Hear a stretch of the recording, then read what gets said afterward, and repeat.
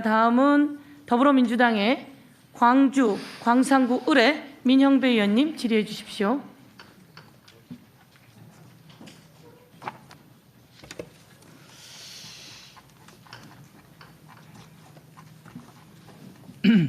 지사님 애 많이 쓰십니다. 더불어민주당 대통령 후보로 선출되신 것도 축하드리고요. 지금 한참 선거 준비를 하셔야 될 텐데 책임감 때문에 또 도민들하고 약속 때문에 이렇게 국감 증인으로 나와주셔서 정말 고맙습니다. 공직자분들께도 감사드리고요. 지사님 요즘 많이 답답하고 그러시죠? 아무래도 그 본질과 줄기를 빼고 지역 말단을 가지고 왜곡하고 가짜 뉴스도 많고 이런 정치적 공세도 많아서 힘들긴 하지만 저는 결국 국민들께서 이 본질을 알아주실 거라고 생각합니다. 저도 오늘 이 국감을 통해서 그런 본질이 드러날 거라고 봅니다.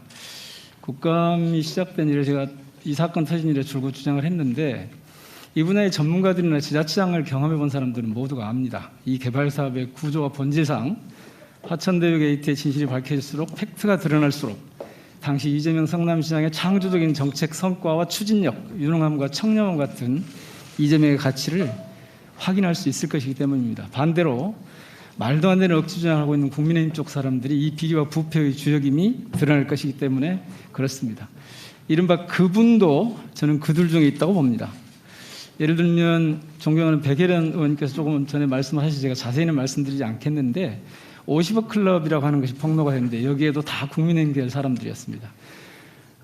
그대로 말씀하신 그대로 돈 먹은 자가 범인입니다. 돈의 흐름을 쫓는 수사가 이루어지지 못하도록 방해하려고 특검하자고 주장하는 쪽에 틀림없이 범인이 있을 겁니다.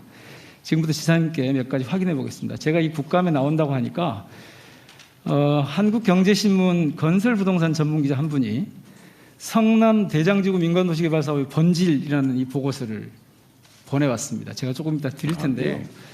이 신문사의 부동산 연구소장을 맡고 있기도 한 박모 기자인데 이 사건이 지금 지사님 말씀하신 대로 하도 엉뚱하게 흐르고 답답해서 그냥 못 보겠다 싶어가지고 16개 항목으로 구성한 보고서를 제게 보내왔습니다. 자신이 그동안 취재해온 경험과 양심에 따라 도저히 그냥 있을 수가 없었답니다. 몇 가지만 보겠습니다. 지금 이 5쪽짜리 보고서에 1, 4, 8, 9, 10 이 내용을 쭉 보면요. 이 소장은 대한민국 최고 최상의 역대급 성공 사례다. 이 사안의 본질은 화천대유의 부도덕성 때문이다. 이재명과 연계시키려고 하겠지만 안 될 거다. 성남시는 민간 파트너의 부정비리에 연루되고 싶어도 연루될 수 없는 구조다. 따라서 화천대유 부정한 청탁, 로비, 뇌물공여 등은 그들의 부정비리일 뿐이고 이것은 철저하게 수사해서 밝히고 처벌하면 된다. 어떻게 보십니까? 이 보고서는요. 제가 그 기회를 주셔서 감사드립니다. 아까도 말씀드렸던 것처럼 이게 명확하게 진상을 보여줍니다. 민간 개발을 했더라면 이걸 다 가졌을 텐데 제가 이걸 다 뺏겠다라고 주장을 해서 그들이 얼마나 당황했겠어요. 제가 원수였을 겁니다. 그런데 결국 공공개발, 민간개발을 섞긴 했지만 처음에는 이렇게 압도적 고액을 저희가 환수했기 때문에 조금밖에 못 가졌잖아요. 다행히 부동산 값이 갑자기 오르면서 이만큼 늘어나서 이걸 나눠 가지고 있는 분들인데 저에 대해서 얼마나 감정이 많겠어요. 예를 들면 아까 우리 존경하는 우리 국민의힘 의원께서 아까 질의하실 때 그 말씀도 있었던 것 같은데 이 김만배 씨하고 그 화천대유 사장을 제가 처음 그 법정에서 제가 공직선거법 위반 재판 받으면서 만났는데 그때 저보고 1,100억을 추가 부담시켜서 자기들은 공산당이라고 사실은 욕했다. 이거 사실 더 심한 말을 했는 건데요.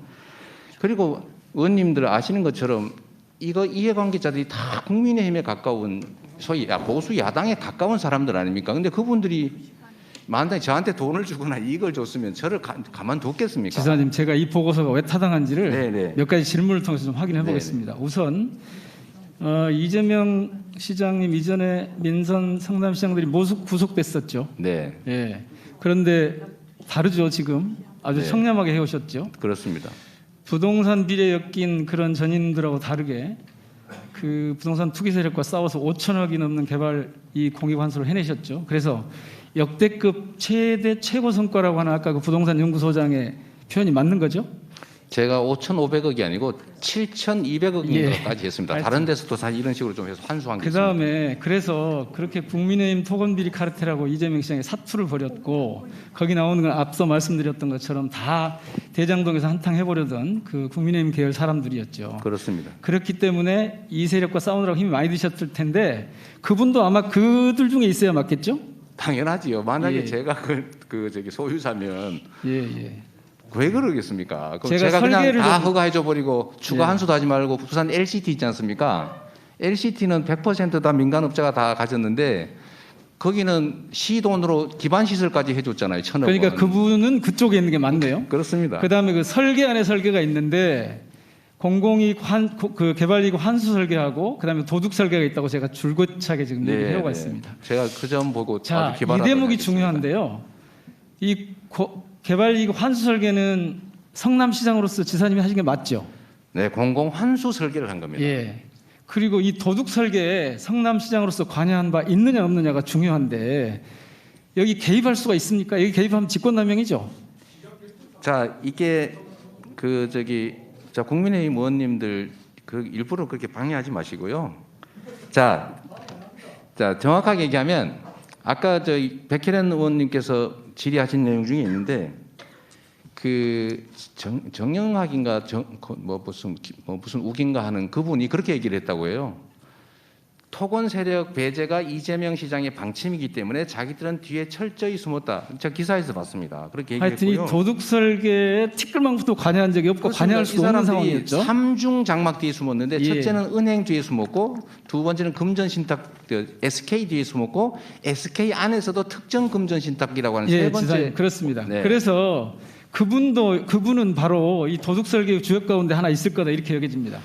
심지어 화천대유 설립 때부터 지금까지 공을 맡은 이경재 변호사마저도 저 보시는 대로 이재명 지사와는 상관이 없다고 보세요. 있을 턱 없지. 왜냐하면 전부 자금이 어쩌고저쩌고 이재명 지사 싫지만 엎어 씌우면 안 돼 이렇게 했단 말이에요. 자, 마무리하겠습니다. 이 사업부의 구조 번지상 그 도둑 설계에 개입할 수도 없고 개입하지도 않았는데 왜 당시 이재명 성남시장에 엎어 씌우려고 할까? 그 이유가 뭔지 네.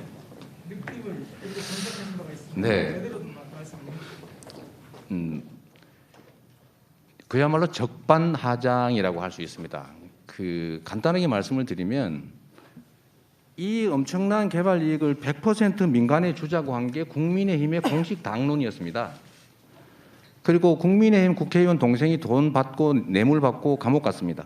LH가 국민의힘 국회의원 압력 때문에 그리고 이명박 대통령의 정책 때문에 포기해서 이거 다 민간이 가지려고 했는데 제가 공공개발을 하셔서 다 환수하려고 했지 않습니까? 이걸 막은 게 이들이고 이 중에 예를 들면 이 개발 이익을 일부 취득한 뒤에 이걸 누가 나눠 가질 것인지는 저희가 알 수도 없고 가르쳐 주지도 않고 또 남욱 변호사가 얘기한 것 같은데 아니 정영학인가 이분이 얘기한 것 같은데 자기들은 토건 세력 배제 방침을 이재명 시장이 가지고 있기 때문에 철저하게 숨을 수밖에 없었다라고 얘기도 하고 있습니다.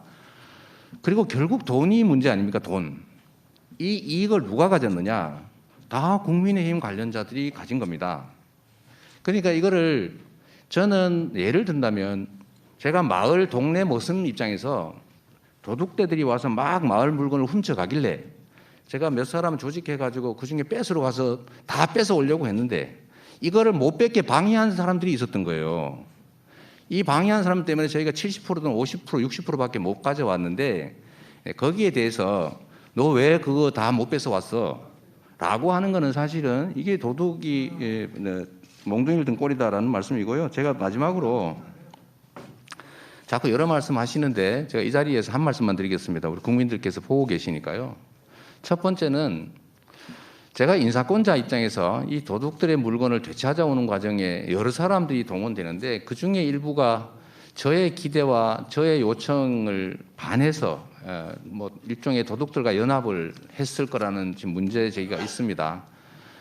제가 인사 잘못한 거 또 제가 지휘하고 있는 그 직원 일부들이 오염이 돼서 이런 부패에 관여한 점에 대해서는 진심으로 제가 사과드립니다. 그리고 앞으로 이런 일 없도록 최선을 다하겠다는 말씀드리고요. 또 한 가지는 우리 국민들께서 이 말씀을 꼭 드리고 싶습니다. 얼마나 집값 때문에 고통받고 부동산 불로소득 때문에 일할 맛 안 나고 이 소외감, 배제감 느끼고 분노 생기겠습니까? 저는 그걸 막기 위해서 나름 노력했지만 어쨌든 100% 이렇게 환수하지 못한 거는 저의 부족함입니다. 제가 안타깝게 생각하고 유감스럽게 생각하고요. 앞으로 이 제도적 한계, 그러니까 돈이 없어서 공공개발을 못하는 문제, 국민의힘이 방해해서 공공개발을 못하는 문제, 이런 제한이 있다고 할지라도 어쨌든 그것도 극복하고 제가 100% 환수했어야 되는데 못한 점을 제가 유감으로 네. 생각하고 사과드립니다. 네. 이 점에 대해서는 제가 앞으로 이렇게 국민의힘이나 정치 세력이 일방적으로 막아서 공공개발을 못하는 상황이 없도록 제도도 만들고 또 앞으로 개발이 완전 환수도 해서 이 부동산 불로소득으로 우리 국민들께서 실망하시지 않도록 제가 최선의 네. 노력을 다하겠다는 말씀 드립니다. 네.